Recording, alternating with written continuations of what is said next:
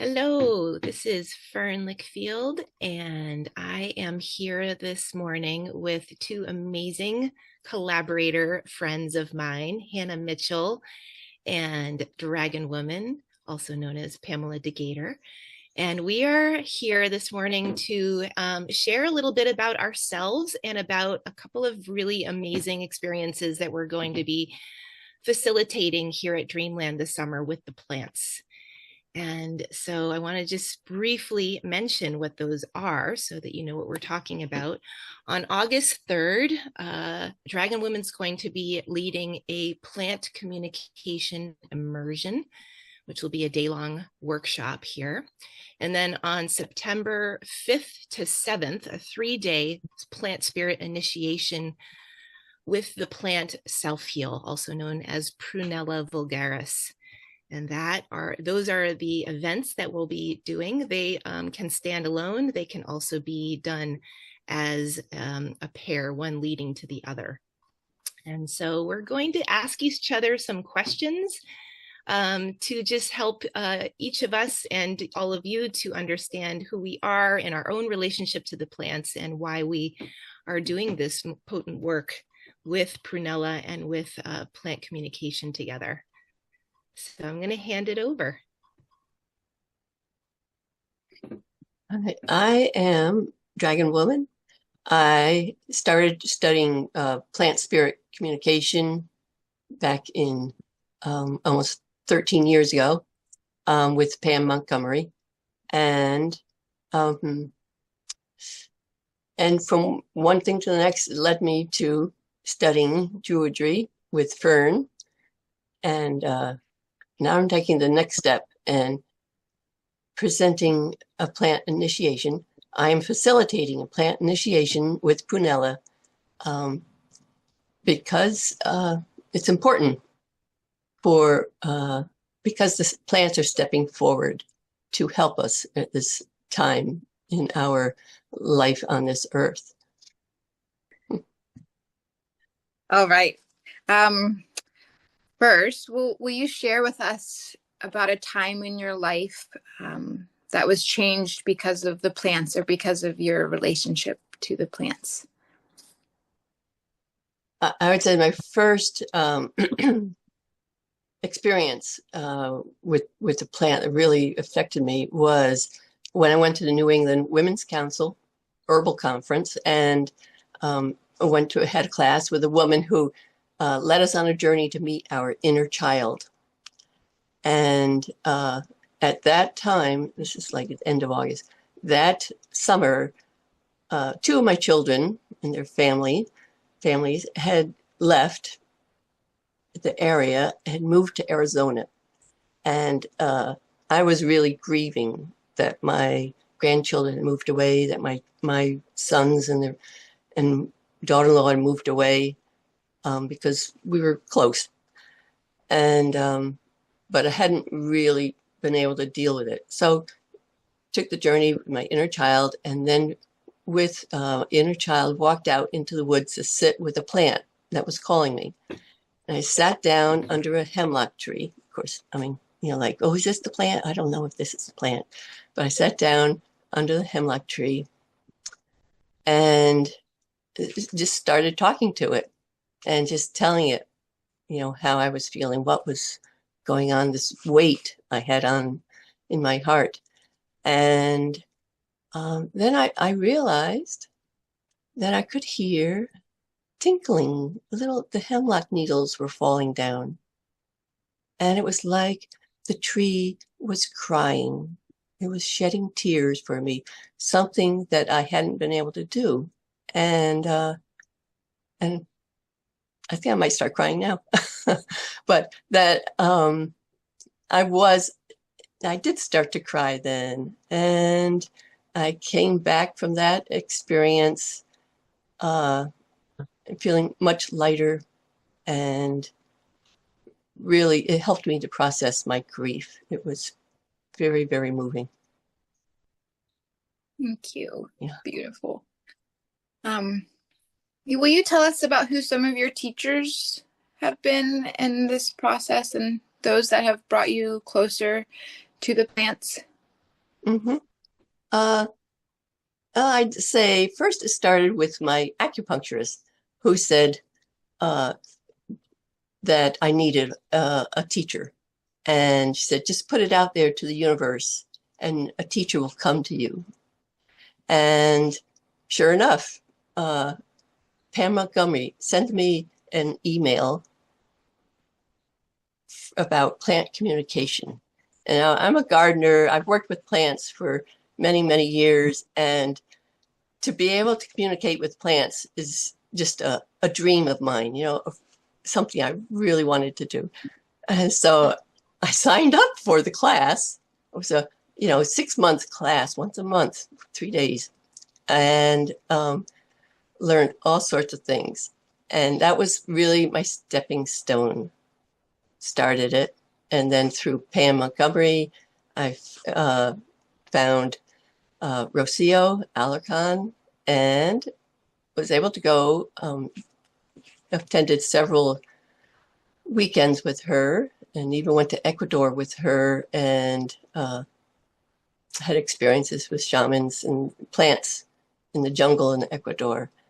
And then there was time went on, and then I went to the New England Women's Herbal Conference again, and I heard Fern Lickfield talk about what she did. She explained that she was a geomancer and a druid, and something went ping in my heart, and I said, "Oh, that's what I want to do. That's why I garden. That's why I work with plants, make things beautiful." And so contacted her, and well, she said, "Well, it's a 3-year program, and you just can't jump into being a geomancer. You have to go through this druid training." And so it's something I really wanted. I said, "Okay, I'll do it." And so that was 3 years, but I learned so much more about nature and the plants and spirit and all things. And now after that, all this time I've been going back to Pam Montgomery's and attending plant initiations, which she would hold. And just a couple of years ago, I got the invitation from her if I would like to do the training for a plant initiation facilitator. And since I love initiations, I signed up for it. So I did that training. Just life circumstances worked out that I couldn't really manifest that. And then last summer, things changed, and I was able to actually, the plant picked me, because that's always the question: who are you going to, what initiation, what plant will come forward for this? And Prunella came forward, and things just, I felt the ping again in my heart, and things just fell into place. I told Fern what had happened. This is like Halloween, Samhain, and I told her that I really wanted to do this plant initiation. And she said, "Well, I want to have this plant initiation here at Dreamland also." And so, everything just clicked into place. And so here I am now. Thank you. Mm, Thank you. thank you. Dragon Women, I think you kind of answered the questions that I was going to ask about. But is there one experience one experience I know that you've done lots of plant initiations. Is there one experience that stands out most for you, having gone through all of those different plant initiations and deeply connecting with each of their beings and spirits? Is there one little Yes, there is. anecdote that you want to share from your many experiences with the plants? Sure, there is one. That was the initiation with mugwort, and it was really, really powerful. And it was one of the activities you do in initiation is a green breath. You sit with the plant, you experience the plant, you're drinking their elixir, you're taking in their body, their spirit. And another one's the Green Breath, which is a very special journey. And in that time, in that experience, I really experienced unconditional love. It's hard to explain, actually, but golly, it was the most wonderful thing. And not only to experience unconditional love, but to know that everything is unconditional love. And it's just, we have shades put down over our eyes that we don't see this unconditional love in the world. And so, blew my socks off. It was pretty great. Anyways, so that's something I would like to have other people experience. I like to bring this to other people. That's wonderful. Yes. What a blessing. Thank you. So let's shift over to Hannah. Hi, I'm Hannah Mitchell, and I'm so excited to have the opportunity to be working with these two incredible beings. I am an herbalist and an artisan.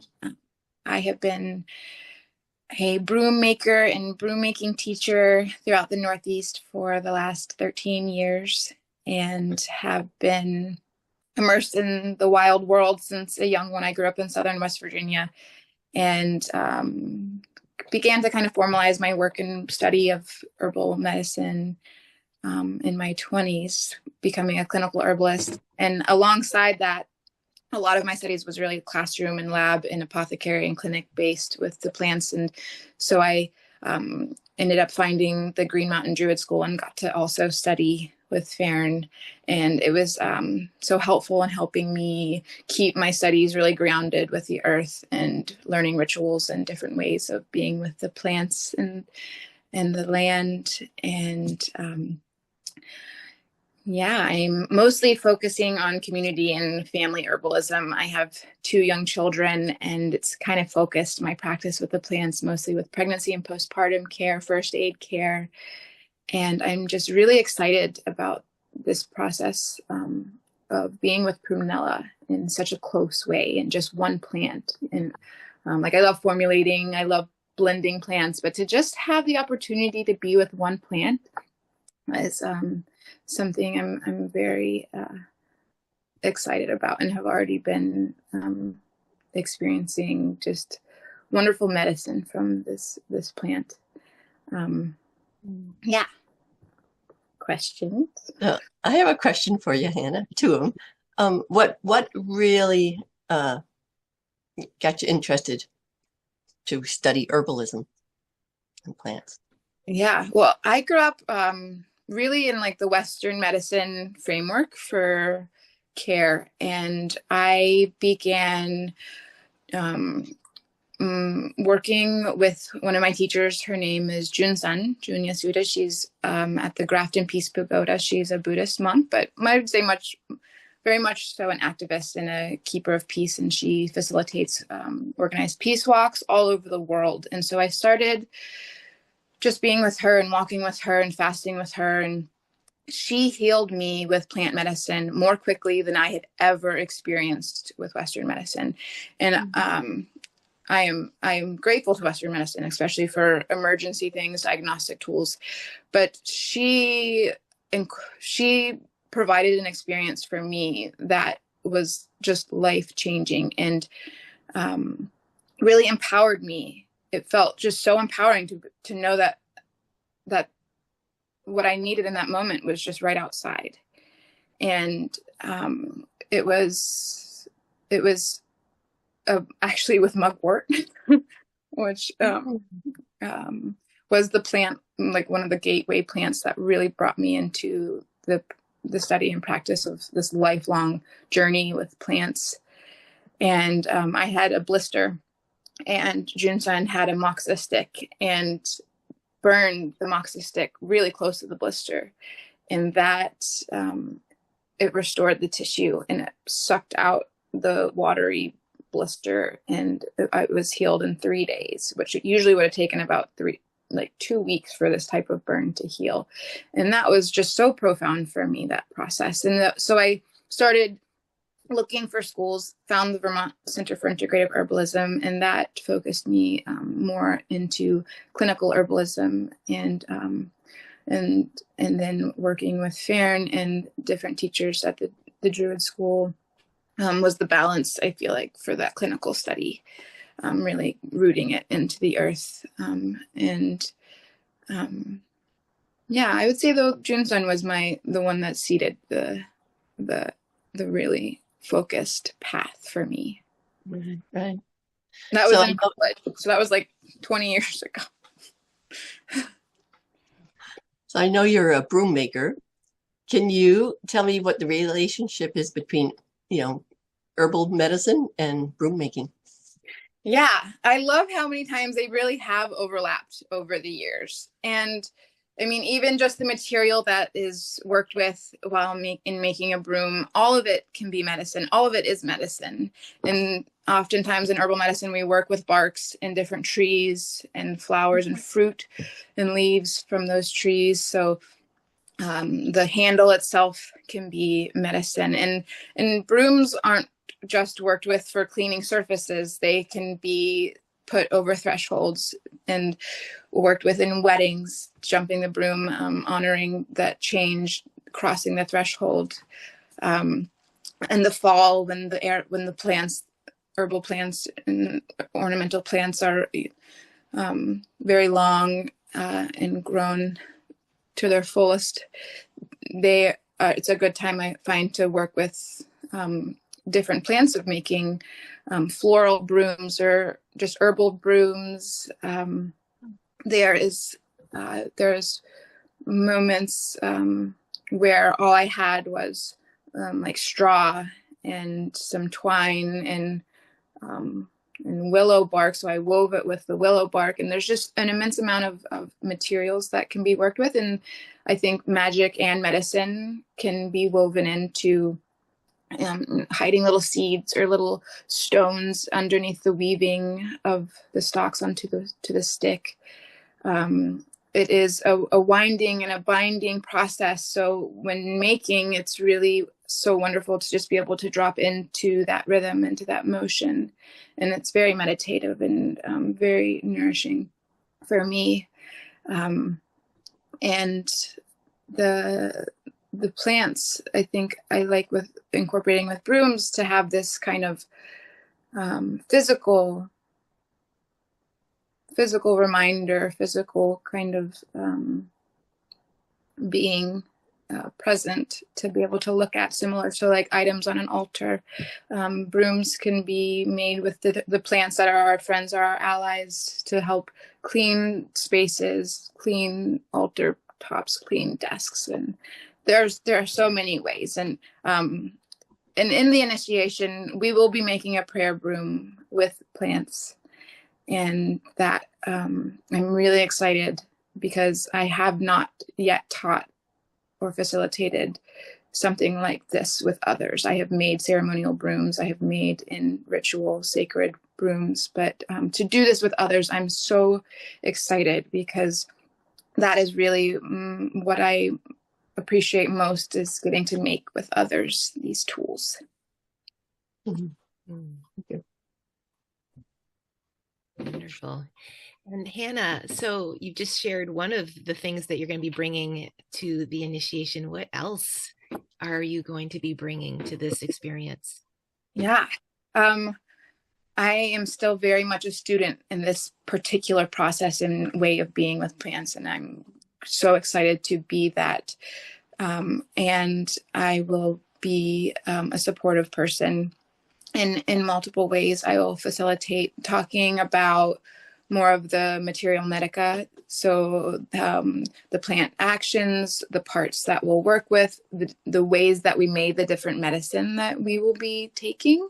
So we're going to be making beforehand a multitude of different forms of medicine with prunella in a sacred way. And then so I'll share with everyone the processes that we did to make those.